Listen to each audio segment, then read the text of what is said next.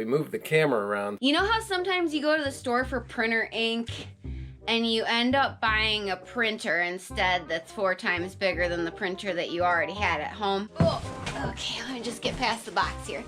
There's Rafi. He's trying to figure out where it will live. I've got to take things apart and build new things. So I'm not sure if we're in a good position here. Am I blurry? You're still blurry, yes. Excellent. Excellent. Rafi's tips for artists because he loves you. Hola, you amazing artist. So, just as a warning before we get this video started, both Klee and I are feeling a little bit under the weather. It started with Klee feeling under the weather and then making me feel under the weather. Thanks, Klee. A plague o' both our houses. Oh, God. So today we're going to talk a little bit about marketing. And the wonderful world of advertising in full Technicolor. Yeah. So let's get started. What's the question? Okay, our question comes from Joe Pearson. Hi, Joe. Hi, Joe. How much do you spend for advertising on Instagram, Etsy, etc.? How often? Do you find it helps? Any tips? Thanks. So I do 0 paid advertising on any of my social media platforms. Now, I have done paid advertising in the past, so there are certain times where I will do paid advertising.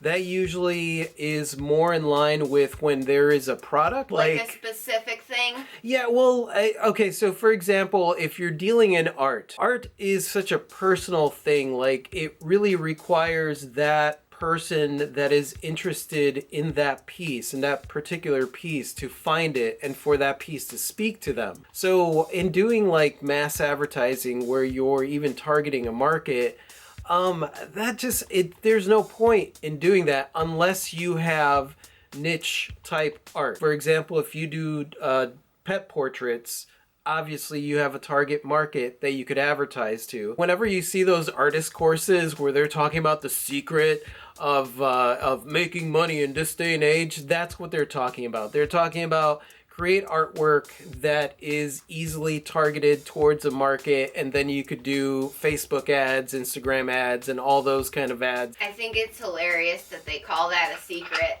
Like, it's this newfangled thing. Yeah. Targeting a demographic. Yeah, for $500, we'll teach you the secret to targeting, to selling your artwork. That's basically all it is. They talk about targeting a market, they talk about funneling, they talk about different things like that that are just standards in advertising and marketing. Me personally, like, my artwork, it needs to find that right person. That right person needs to find it. There isn't really a mass targeted market for them. So I don't ever do any ads across any of my social media. When I have done ads, it's for things like the calendars. I have a deadline because I do pre-orders for the calendars. So the deadline for the calendar that I just released is December 1st. Now for stuff like that, I can try and target a mass market of my customers through Facebook, which you could do. So anybody that likes my Facebook page will get the calendar ads. Most times that's the kind of marketing.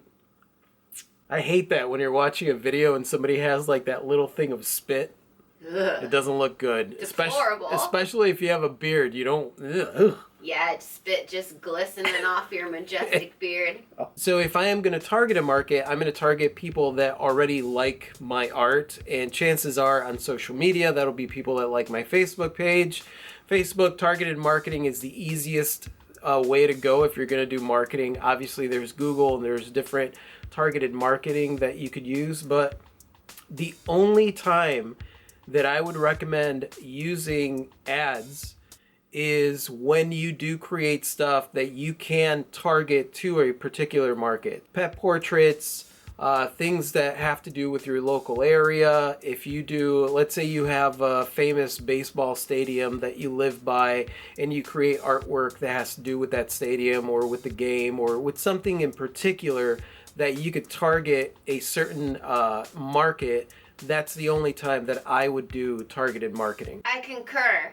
I have found that just trying to market your artwork in general is a lot like shouting into the vast void of space. Yeah. It's one of the reasons that I suggest that if you're using social media, to just use social media as a way to put yourself out there. And when I say put yourself out there, not only do I mean your artwork, but yourself, your story, who you are.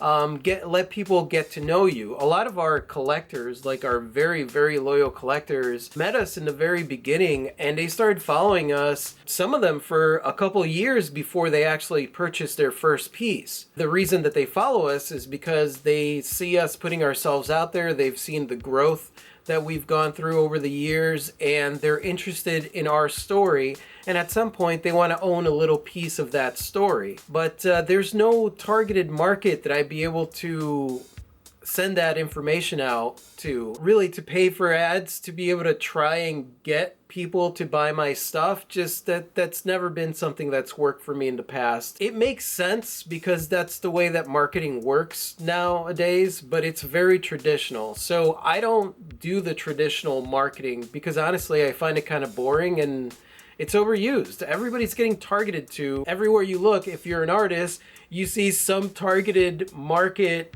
ad of like, oh no, there's a rainstorm. Does this happen to you at festivals? You could sell blah, blah, blah, blah, blah online. And then they basically tell you to do the same thing they did that made you see that ad. They're like, that old car is worth money. I would say that I am like the super old school of traditional marketing, which is you're going to see me around town.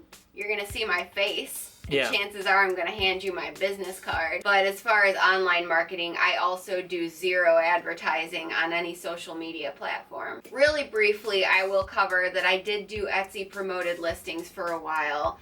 And while I found them to maybe bring a little bit of traffic to my shop, I was generally paying just about as much into the ads as I was making. That's because, you're not targeting a market. So, for example, if you had made jewelry that had to do with when the Cubs won the World Series, right?